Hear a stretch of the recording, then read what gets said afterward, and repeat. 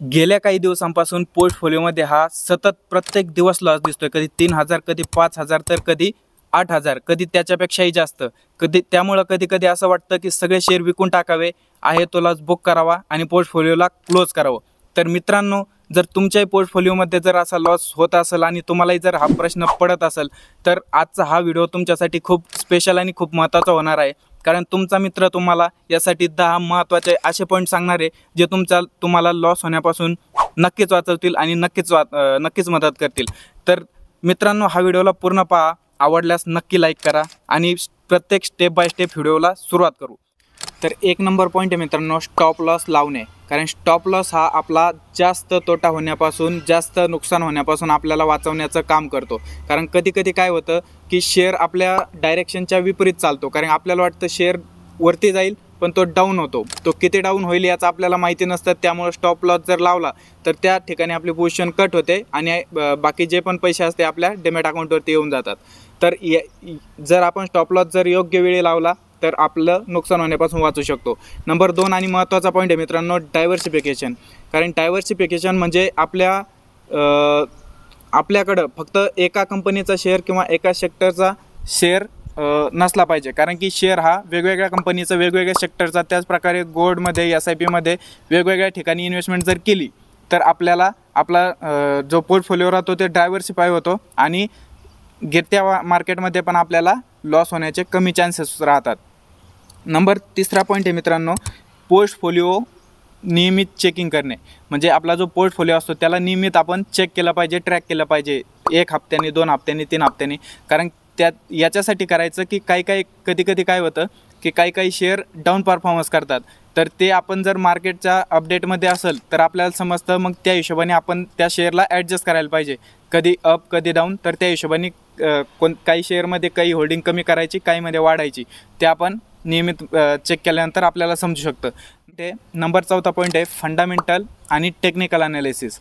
तर फंडामेंटल आणि technical analysis ही नक्की पाहिली पाहिजे। कोणताही निवेश करण्या अगोदर, कोणत्याही शेअरमध्ये निवेश करण्या अगोदर फंडामेंटल आणि टेक्निकल ॲनालिसिस ही चेक केले पाहिजे। कारण त्याच्यामध्ये आपल्याला समजतं की पास्ट रेकॉर्ड काय आहे त्याचं, त्याचबरोबर त्याची स्थिती काय आहे। जर फंडामेंटली स्ट्रॉंग शेअर असेल तर काय प्रॉब्लेम नाही, त्यामुळं आपली रिस्क कमी होते। पुढचा पॉईंट आहे मित्रांनो, नंबर 5, SIPचा उपयोग करा, सिस्टमॅटिक इन्व्हेस्टमेंट प्लॅन।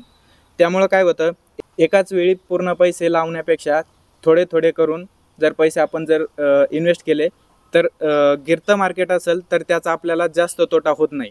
तर हा याच्यापासून फायदा होतो। पुढचा पॉईंट आहे मित्रांनो, 6वा नंबर, भावनिक निर्णय टाळा।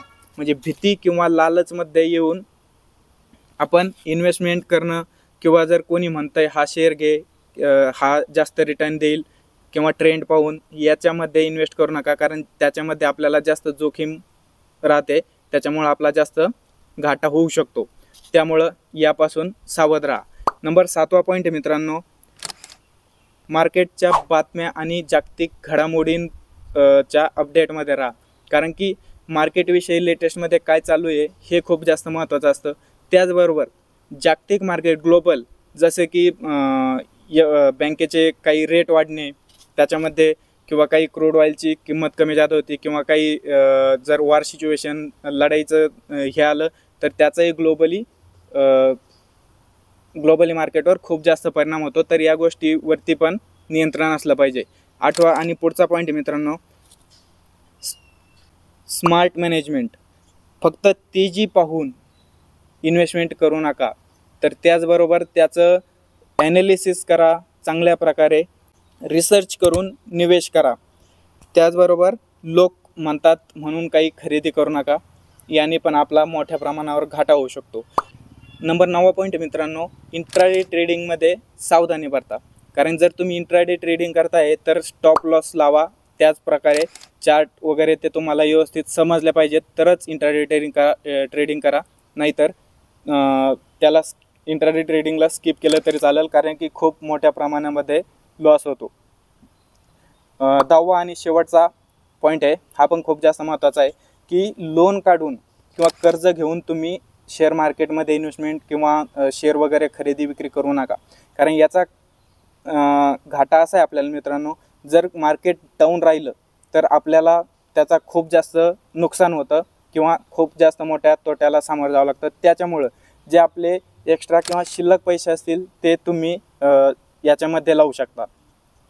त्याचप्रकारे ह्या 10 पॉईंट जर तुम्ही लक्षात ठेवून जर इन्व्हेस्टमेंट केली मित्रांनो, तर नक्कीच तुम्हाला फायदा होईल आणि तुम्ही मोठ्या लॉसपासून वाचू शकता. जर व्हिडिओ आवडला असला तर नक्की चॅनलला सबस्क्राईब करा, व्हिडिओला लाईक करा आणि शेअर करा. त्याचबरोबर मी मित्रांनो शिबीर रजिस्टर्ड नाही आहे. हा व्हिडिओ फक्त तुमच्या एज्युकेशनल पर्पजसाठी शिकण्याच्या उद्देशानं बनवलेला आहे. त्यामुळं ही गोष्ट लक्षात ठेवा आणि चॅनलला सबस्क्राईब करा. पुढच्या व्हिडिओमध्ये. नमस्कार.